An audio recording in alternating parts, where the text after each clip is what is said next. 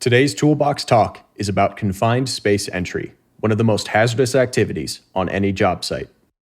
A confined space is any area that's large enough for a person to enter and perform work, but not designed for continuous occupancy, and has limited openings for entry or exit. Think of tanks, vaults, silos, manholes, crawl spaces, and pipelines. At first glance, a confined space might not look dangerous, but these spaces can hide serious hazards, such as toxic gases, lack of oxygen, flammable vapors, or engulfment risks.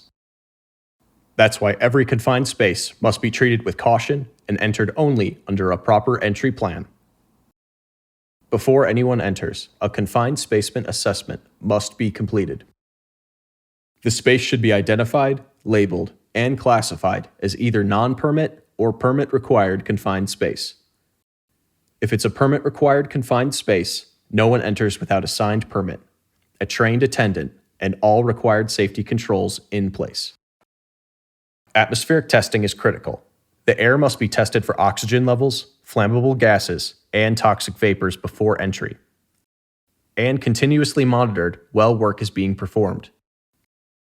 Safe entry requires at least 19.5% oxygen and less than 10% of the lower explosive limit. If the atmosphere doesn't meet these standards, the space must be ventilated and retested before anyone goes inside. Each worker entering a confined space must be properly trained and authorized.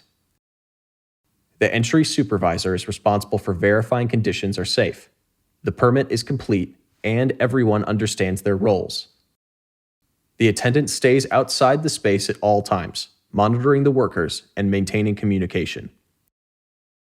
If something goes wrong, the attendant never goes in. They call for rescue immediately. Proper ventilation and lighting are key.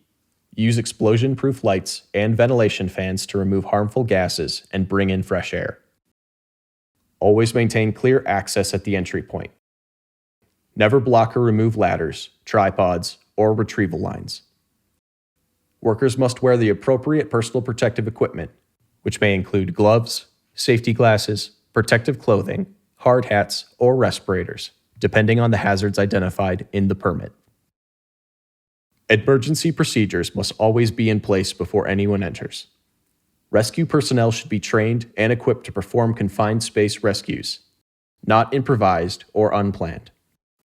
When the job is complete, the supervisor cancels the entry permit, removes all tools and equipment, and ensures the area is secured so no one re-enters without authorization.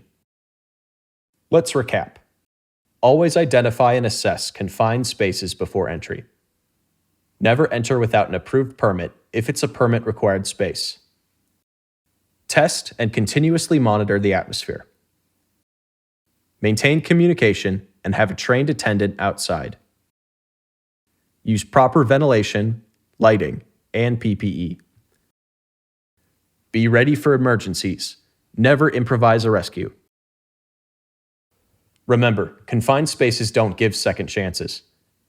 Every procedure, every permit, and every test exists to keep you alive. When you follow the plan, you protect yourself, your crew, and everyone who depends on you. Stay alert, stay trained, and stay safe every shift, every site.